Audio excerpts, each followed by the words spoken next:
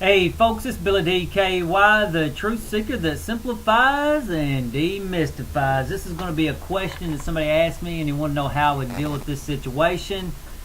So let me read the question first and then I'll give my response. I've been following you for a while now and you have intelligent things to say about different scenarios, so I want to see what you think about this scenario I was in tonight as a spectator. I was on a train on my way home. A male 20 years old, or approximately 20 years old, had his shoes on the chair in front of him. Another male, approximately 25 years old, told him to take down his shoes, but the 20-year-old refused and told him to just mind his own business. But the 25-year-old would not quit for a whole 20 minutes. The 25-year-old would tell the 20-year-old that he should take down his shoes and question him as a person. The 20-year-old ignored him for most time, but sometimes said things in the line, "If you want me to take down my shoes, come and take them down. You never know who you're running into." I want to know how you would have handled the situation. I give them both valid points. The 20-year-old should have taken his shoes down, but at the same time, the 25-year-old is not anybody to tell him what to do. I'm not asking for a video. If you're not up for it, a private message would be more than enough. Thank you. No, I enjoy doing the videos, and it's easier for me to do a video than it is to type out a long response, and it's really hard for me to, I got two things going on. I got my flow going, plus I got the writing it down, the typing, so it's better for me just to talk it out like you're sitting here in front of me. Okay, we're going to use the principles of falling away of growth to figure it out, to analyze it. There we go, there's the principles. First thing, the first thing you got to do is size up the situation. You notice what principle that is. Principle 4, attention. You have to pay attention to what's going on. Then the next thing you got to question: how dangerous is this situation? Is this going to escalate? And so you just need to know everything. And if you start out knowing that your enemies are ego and pleasure, that's their problem too, ego and pleasure. So first thing you got to do is size up the situation. Nobody can tell you how to handle a situation. All I can do is give you principles to live your life by and how to go about considering a situation, and then from there you really have to make the decision. It's not so. Okay, let's just analyze a little bit. With that said, let's say I'm the guy that put my shoes up on there. I'm being, I'm not being inconsiderate of the societal bus, and I got my feet up on the chair, and somebody confronts me and says, "Hey," no matter how they confront me personally, let's say they're nice about it or they're mean about it, it doesn't matter. They tell me to take my shoes down. I know my enemies already. Ego. I don't care how they approach me. Even if they piss me off by asking me, I'm still just going to take it down. Just, right, I shouldn't have my feet there. That's fine. I'm done. Okay, let's assume I'm the guy that's confronting the guy that's got his shoes on there. Well, first of all, again, you got to size up the situation again, which is discipline. You just don't jump into it. If you're going to apply yourself, which in this situation, applying yourself means you're going to deal with that person, you need to pay attention to all the details. You need to question. You need to pay attention to the reality situation. He's got buddies with him and this and that. How's his arms? Is his arms closed off? His legs closed off? Is he looking for trouble? What's his body language telling you? So you're investigating the situation. You're investigating the situation to see what the most effective way to get that person to do what you want them to do, because it really is in his best interest to take it down for numerous reasons. It's better for everybody in society. It might keep him from getting his ass whipped by some big guy that's sitting behind him you don't know. There's all kinds of situations. But how you approach the world determines what you get. So you can't go out confronting people on their ego. Again, your ego is your biggest problem. Ego and pleasure is your problem. And it's likewise that person's problem, ego and pleasure. So you got to deal with people gently, and there's always a gentler way to deal with people. So that's really the key.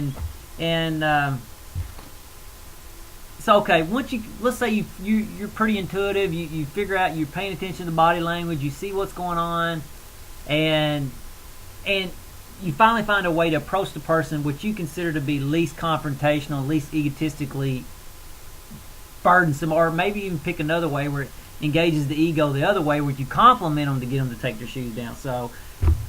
But let's say the person does not respond to your first attempt. Well, then you probably should give it up. I mean, you've tried your best, and there's no reason to continue on. The person knows. And what I would do, I would apply baby steps. Like this, I do this a lot with people. I like, let's say I'm on the bus and I've sized up the situation. It's not really that dangerous, but I don't really want to mess with them and argue and bitch and complain and make a little situation a big situation, or make a mountain out of a molehill. What I do is, like, I'll look at their shoes, or maybe look at their eyes and then look at their shoes, and send them subtle hints that, hey, take your damn shoes off the chair in front of you, you know.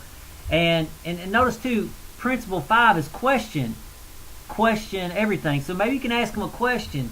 You know, say, do you dislike when you sit in the chair, then it has gum on the arm of the chair? Do you like that, or do you like when you step in gum when you get off the bus? And basically, no. So you know, there's different things you can question them to get them to think about what they're doing and realizing how they're being perceived by other people, to get them to respond. But again, after you've done a little bit, again, the situation is a small situation with him having his feet on the chair. And once you've done your little bitty, you know, try to make him aware, then you need to let it go and not bitch and argue for 20 minutes. Because now that person's making a little situation a huge situation. So, and again, let's see, I had something else good I was going to say. It just hit me.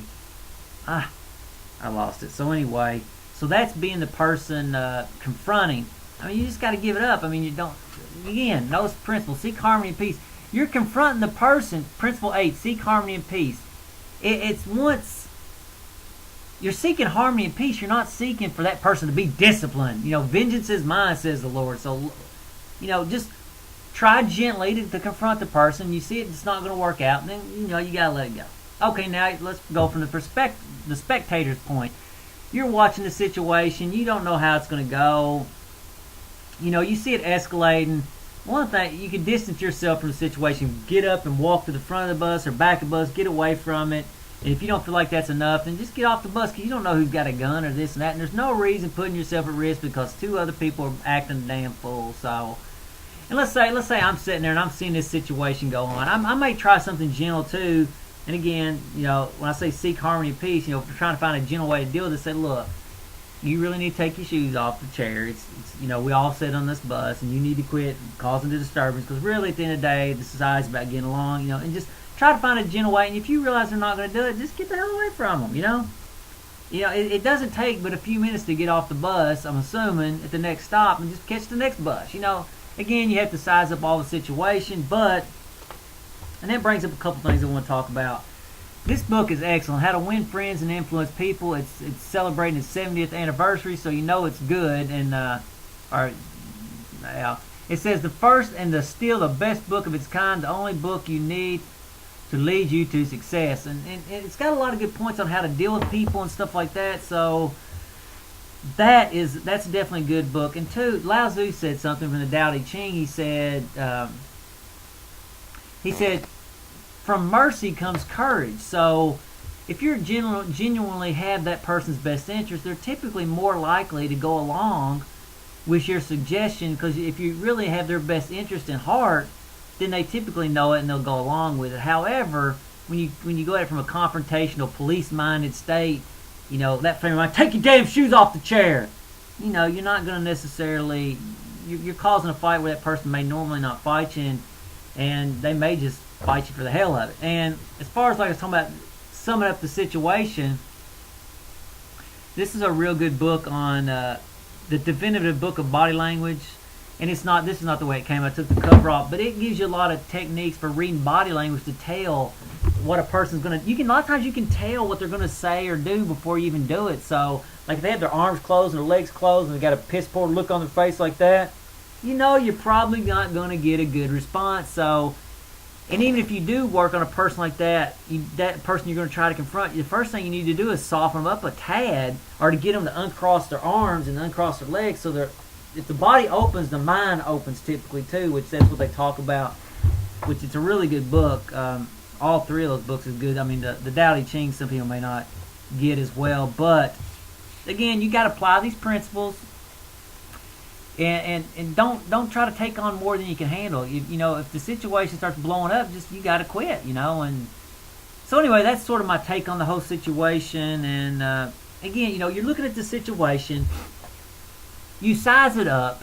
Okay, to summarize, you see the situation, you size it up, you honestly evaluate your skills and what you're dealing with. You say, can I actually do something here that's going to make this situation better? If you can't, do it. If you can't, get the hell away. And it's also a cost benefit analysis, which is hard to do when your emotions are involved, or ego. Well, basically it's ego and then emotions come from it. It's hard to do an honest cost benefit analysis. Say, look, how big a deal is it having your shoes there?